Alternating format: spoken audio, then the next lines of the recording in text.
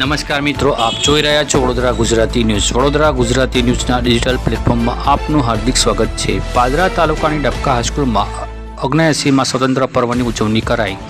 ભારતના ઇતિહાસમાં 15મી ઓગસ્ટ એ સદા સોનેરી અક્ષરે લખાયેલા દિવસો છે. લગભગ 200 વર્ષના અંગ્રેજી શાસન અને ગુલામીમાંથી મુક્તિ મેળવી 15મી ઓગસ્ટ 1947ના દિવસે આપણો દેશ આઝાદ થયો હતો. આ ઐતિહાસિક દિવસ સમગ્ર દેશમાં ઉત્સવ જેવો માહોલ છવાયો જાય છે. તેજ ઉત્સાહ અને રાષ્ટ્રપ્રેમની લાગણીઓ સાથે પાદરા તાલુકાની ડબકા હાઈસ્કૂલ ખાતે 79માં સ્વતંત્ર પર્વની ભવ્ય અને ધામધૂમની ઉજવણી કરવામાં આવી હતી. આ અવસરે ગામના અગ્રણી સ્વર્ગ જસવંત સૌભાગ્યચંદ્ર શાહ સાહેબને યાદ કરવામાં આવ્યા. તેઓ ગુજરાત મુંબઈ પ્રાંત પ્રધાન તરીકે તથા 1 મે 1960ના ગુજરાત રાજ્ય રચના પછી ઔદ્યોગિક પ્રધાન તરીકે સેવા આપી ચૂક્યા હતા. તેમના પુત્ર આદરણીય આશિષભાઈ જસવંત શાહ સાહેબના વંદનીય હસ્તે તિરંગો ફરકાવવામાં આવ્યો હતો અને જનમેદ દેશભક્તિ નાદ સાથે સલામી આપી હતી. વર્ષ દરમિયાન વિવિધ ક્ષેત્રોમાં ગૌરવ મેળવેલા તેજસ્વી તાલાઓને મંચ પર સન્માનિત કરવામાં આવ્યા હતા.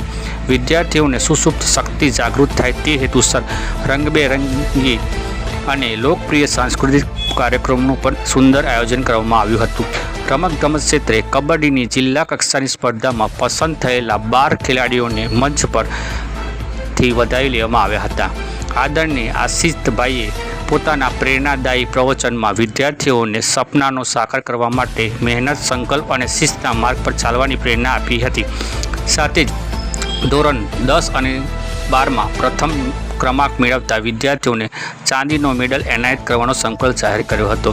આ સમગ્ર કાર્યક્રમમાં ડબકા જૂથ કેળવણી મંડળ પ્રમુખશ્રી, મંત્રીશ્રી, કારોબારી સભ્યો, આચાર્યશ્રી, સુપરવાઇઝરશ્રી, શિક્ષણ વૃંદ, વિદ્યાર્થી મંડળ તેમજ મોટી સંખ્યામાં ગ્રામજનોની ઉપસ્થિતિ રહી હતી.